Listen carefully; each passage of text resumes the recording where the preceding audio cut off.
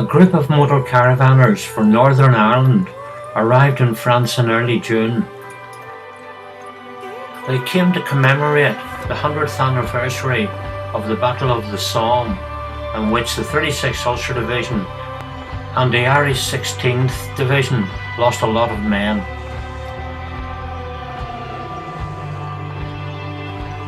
The music being played is a tribute to the Irish regiments who fought in the First World War.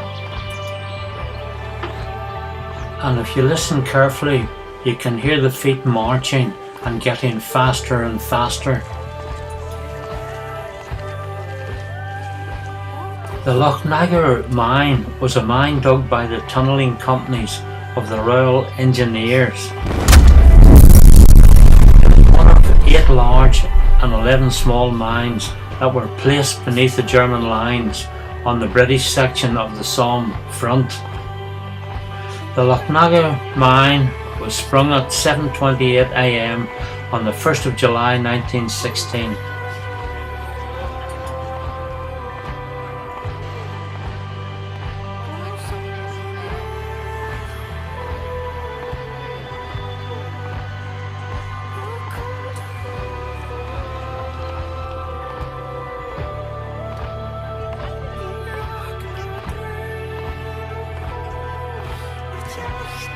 All the walkways had nameplates in brass commemorating those who had fought and died in the battles.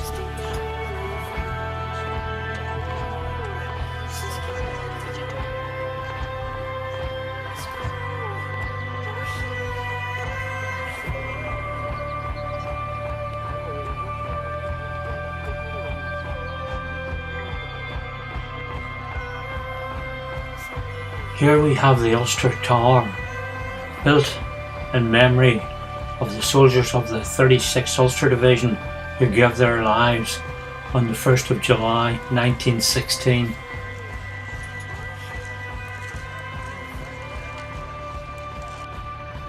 The Ulster Tower is a replica of Helen's Tower near Newtownards, where the 36th Ulster Division trained before going to France.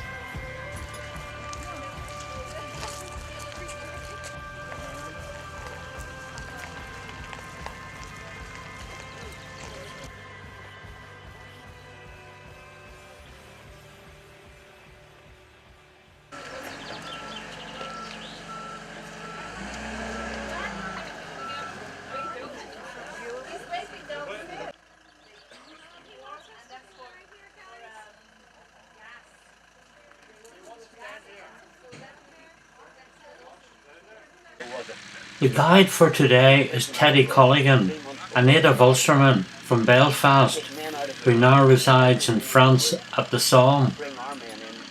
He has an amazing knowledge of the events leading up to, during and after the Battle of the Somme, and it was a humbling experience to learn of the horrors and the suffering the troops had to put up with during the First World War.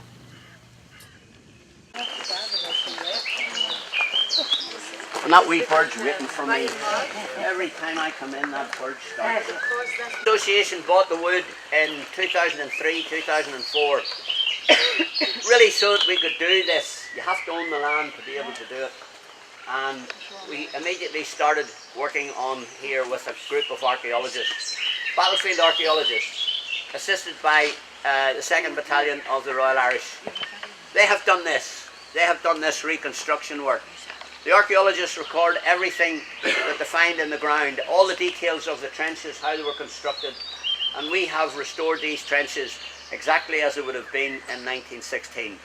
Now we have some photographs to work from as well, but there's still, with the trenches being filled in, there's still lots and lots of evidence of what had been here in 1916. This is an observation step. It's not a fire step. What are you going to hit up there if you're standing on a fire step? You're looking at a big chalk parapet. You've got a professional army up on the hill. They're not standing waving at you. So what's the point in standing up here and shooting up at the enemy? Very few rounds, fired rounds from a 303 rifle, are found in these trenches. So we're not firing. We don't have a parapet anywhere along these trenches at all. Now, you don't have a fire step. Sorry, you have a parapet but no fire step. So this material here should be here. And this is SAP number 1. Corner of the wood is the 9th Enniskillens. Here is the 10th. And then the 9th Rifles, where we're going next. Behind the 10th is the 14th Rifles. And behind the 9th is the 11th.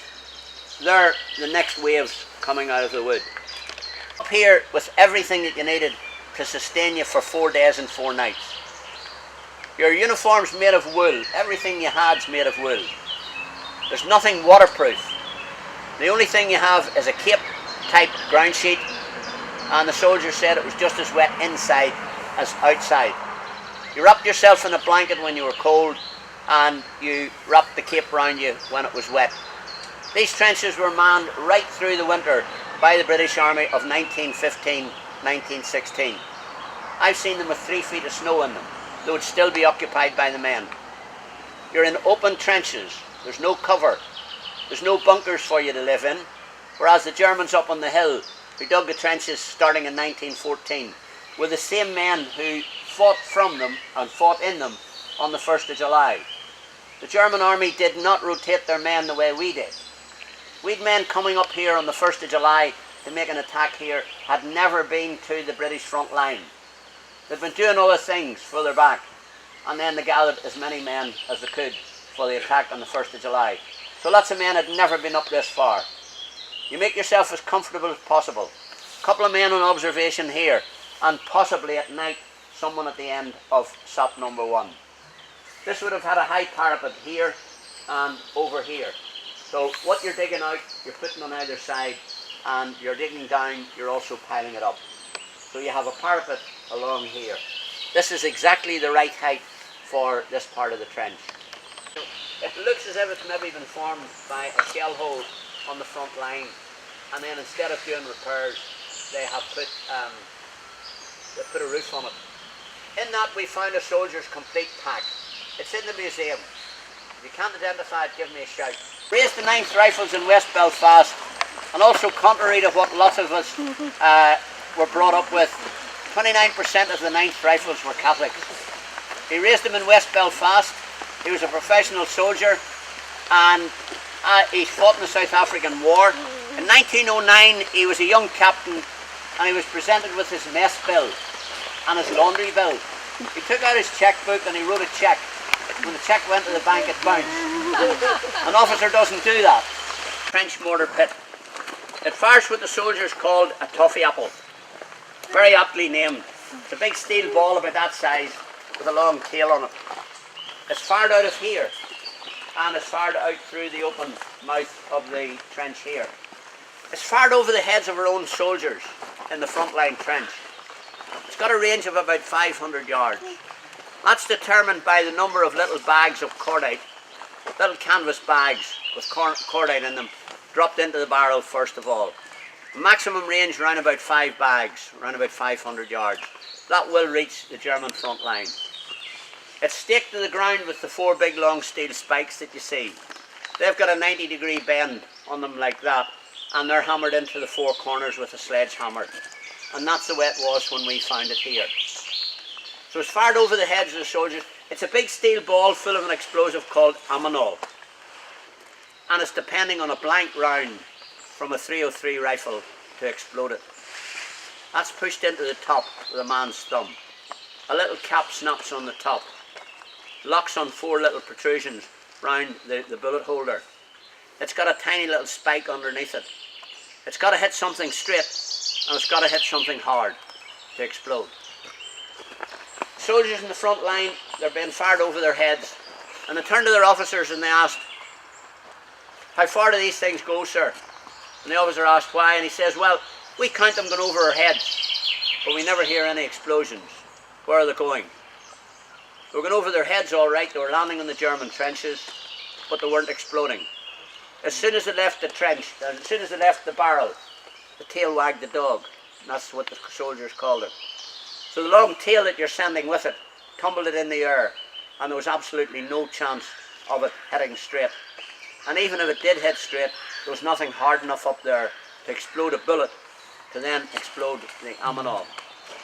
It's fired using a sawn-off Lee Enfield rifle. So take a Lee Enfield, some of them were Metfords. Take a Lee Enfield and saw it off that length. You leave enough parallel of the barrel in front of the bolt where the bolt closes to cut threads. The stock was sawn off with a saw just short of the clamp that holds the stock into the receiver. That's screwed into the bottom of the mortar and tightened up using a spanner that you'll see in the cabinet. The spanner fits a flat that's on every Lee Enfield rifle. So just in front of where the bolt closes is the armourer's flat. It's a little flat with the wood cut out round it, and it's where the armourer, when he's working on the rifle, has all these little stamps and little symbols, and he would stamp what he has done to the rifle. The spanner fits that, and you tighten that in. You opened the bolt, there was no magazine on it, there was a little block of wood with a groove in it. You dropped another blank round in there and you closed it, and everything is ready to go. But you don't want to stay anywhere near this thing when it's being fired. It was too dangerous. In fact, it was more dangerous to the men firing it than the men you were firing it at. This thing was useless, absolutely useless. So you tie a piece of string to the trigger of the rifle, and the piece of string runs from there, round there, and into there. The piece of string ran in there, and that in November there was room for 6 men in there, and it collapsed the same as that one up there. So everybody's in there, 1, 2, 3, pull a piece of string. There's a massive explosion here, and this wobbles off over the heads of the men and never to explode. If you'd been here in November and walked up to Mill Road Cemetery, looked over the back wall of Mill Road Cemetery, there was 10 of them lying in a row, found by the farmer when he was doing the autumn ploughing. All lying in a row, all live rounds, all ready to be collected. They're away now.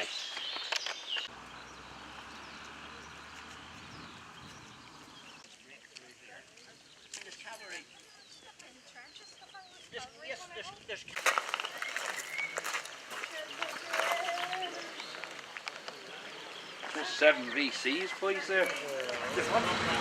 There were war graves everywhere, some small, some large, some containing as many as 25,000 soldiers. This is where the Newfoundland Regiment of 721 men attacked the Germans on the 1st of July. 619 were either killed or wounded.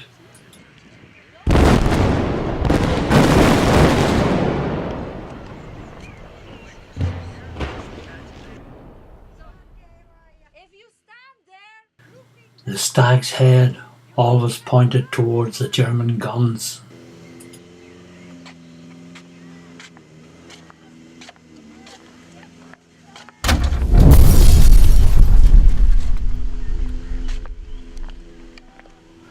These were actual British trenches during the war, although no grass grew on it and it was full of mud.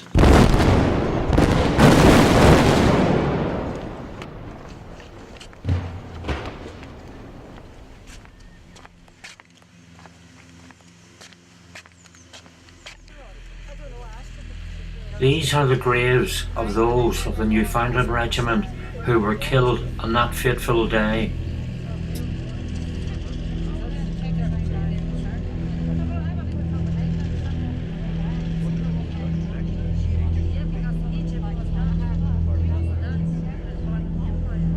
In Flanders fields, the poppies blow, between the crosses row on row that mark our place, and in the sky the larks, still bravely singing, fly, scarce heard amid the guns below. We are the dead. Short days ago we lived, felt dawn, saw sunset glow, loved and were loved. And now we lie in Flanders fields. Take up our quarrel with the foe. To you from failing hands we throw the torch. Be yours to hold it high. if ye break faith with us who die, we shall not sleep, though poppies grow in Flanders fields.